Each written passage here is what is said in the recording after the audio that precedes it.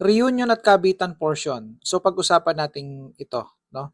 So dito sa page, marami akong nare-receive dito ng mga messages tungkol sa kabitan dahil sa reunion. Well, this is very common for your information. Marami talagang kabitang galing sa reunion. Okay? So huwag kayong magtataka doon. So this is the reason why.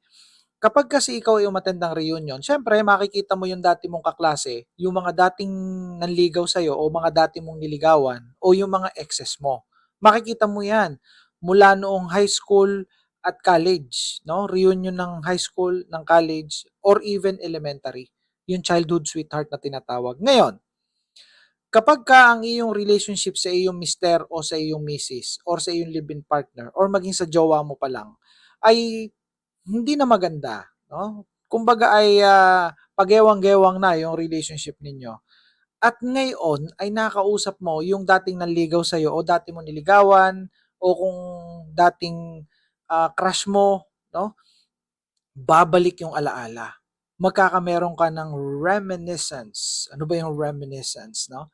So may mga kanta niyan no? Reminiscence. Ibig sabihin yung mga sweet memories ninyo, yung inyong mga pinanghihinayangan na iniisip nyo na, sayang bakit hindi ba tayo naging tayo, yung mga biro-biro ang ganon, no? Yung mga tapikan sa balikat, yung mga biro-biroan, yung mga tawanan, hagal pa ka ng tawa, yung mga ganyan.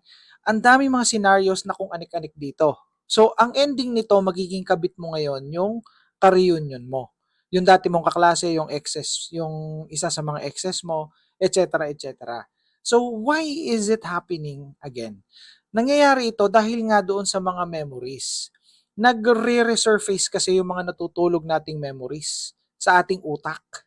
No, meron kasing bangko ng memory diyan sa utak natin, no?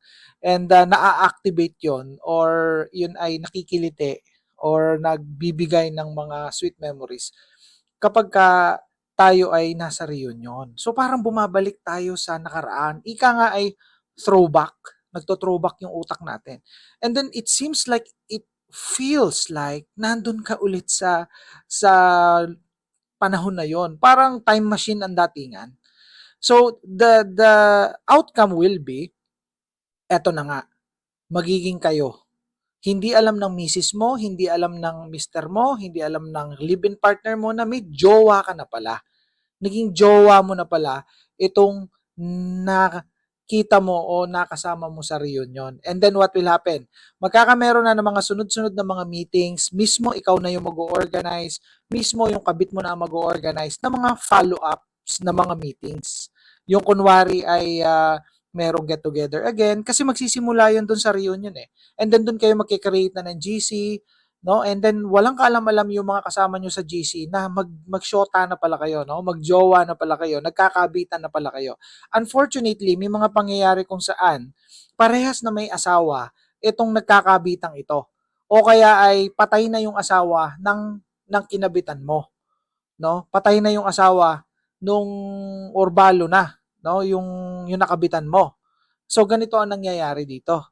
Or kaya matandang dalaga o matandang binata. May mga pangyayaring ganyan. Napaka mapaglaro ng tadhana. Napaka mapaglaro ng buhay. So here's the catch, no?